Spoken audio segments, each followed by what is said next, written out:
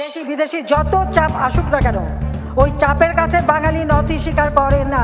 আমার দেশের মানুষের ভোটের অধিকার আমরাই সুরক্ষিত করব। দর্শক আপনারা দেখতে পাচ্ছেন আওয়ামী লীগের বিক্ষোভ মিছিল।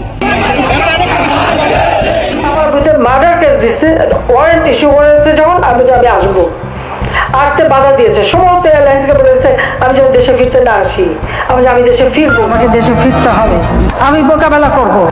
এইটা পর্যন্ত বলছে যে রাজপথে যদি কেউ নামে থাকে তাহলে তাদেরকে গ্রেফতার পর্যন্ত করা হবে। এখন আমার একটি কথা হচ্ছে, অন্তর্বর্তীকালীন সরকার এত কোটি কোটি মানুষ কি গ্রেফতার করতে পারবে? যদিও করে, তাহলে এত কোটি মানুষ কোন জেলখানায় অন্তর্বর্তীকালীন সরকার ঠাঁই দেবে? এটাও কিন্তু চিন্তা কিংবা একটা প্রশ্ন। শেখ হাসিনাকে উৎখাত করে আজকে যারা বসছেন তারা কিন্তু খুব ভালো করতে পারছেন না বা করছেন না। শেখ হাসিনার 16 বছরের সরকার আমলে যে দুর্নীতি হয়েছে, 10 মাসের আমলে তার চেয়ে বেশি দুর্নীতি যদি হয় তাহলে কে ভালো?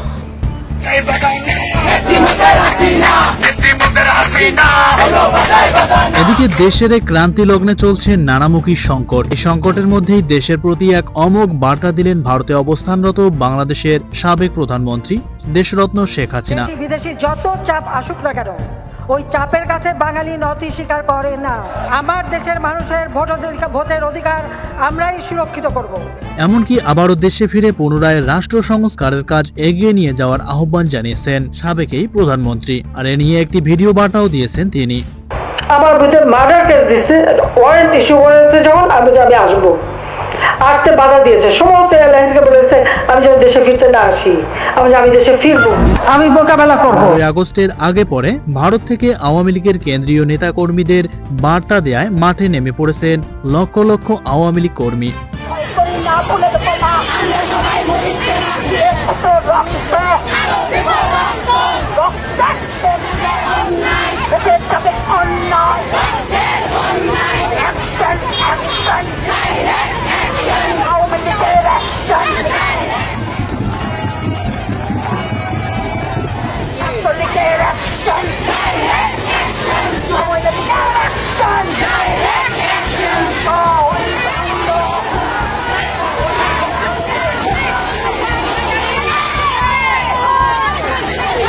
ঢাকা গাজীপুর সহ প্রায় 27টিরও বেশি এলাকা আওয়ামী লীগের দখলে চলে গেছে। আওয়ামী লীগের লক্ষ লক্ষ নেতাকর্মী সমর্থকরা এবার মাঠে নেমে গেছে।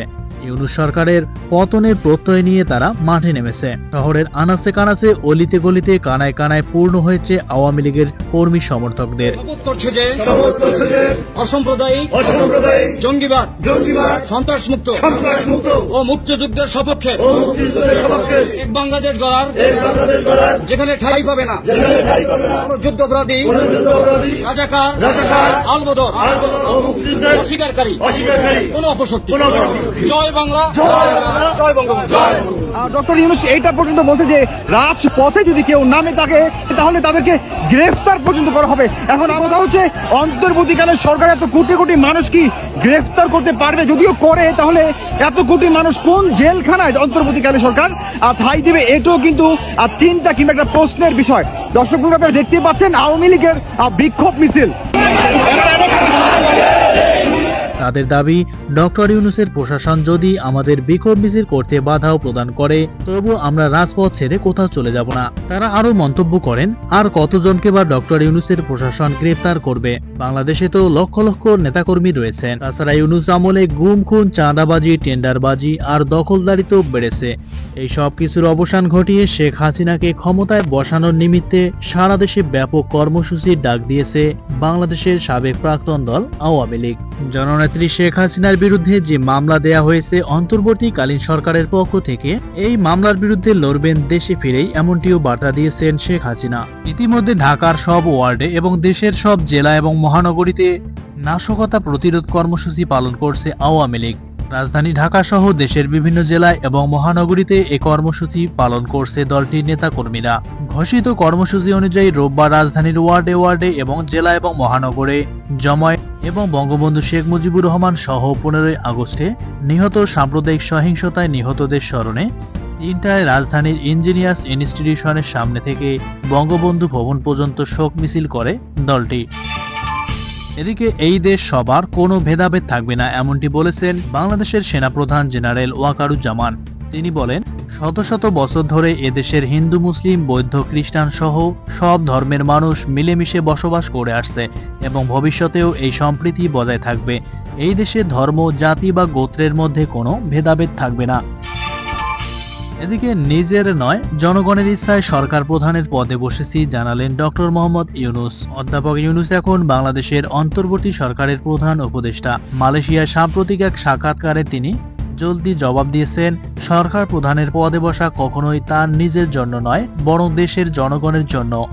ডক্টর ইউনূস বলেন, এটা আমার নয়, এটা যেসব মানুষের চাওয়া, যারা পরিবর্তন চেয়েছিলেন, তারা যেভাবে চলতে চান, আমি শুধু তাদের সেভাবে চলতে সহায়তা করছি। 3 দিনের রাষ্ট্রীয় সফর শেষে মালয়েশিয়ায় জাতীয় সংবাদ মাধ্যম বার্নামাকে দেওয়া বিশেষ সাক্ষাৎকারে ডক্টর ইউনূস এমন কথা বলেন। মালয়েশিয়ার প্রধানমন্ত্রী আনোয়ার ইব্রাহিমের আমন্ত্রণে 11 থেকে 13 আগস্ট অধ্যাপক ইউনূস দেশটি সফর করেন। সফরের শেষ দিকে অধ্যাপক ইউনূসের সাক্ষাৎকারটি নেন বার্নামার প্রধান সম্পাদক রাজু দুরার। সঙ্গে ছিলেন ইন্টারন্যাশনাল নিউজ সার্ভিসের সম্পাদক ঘুন মিয়াও।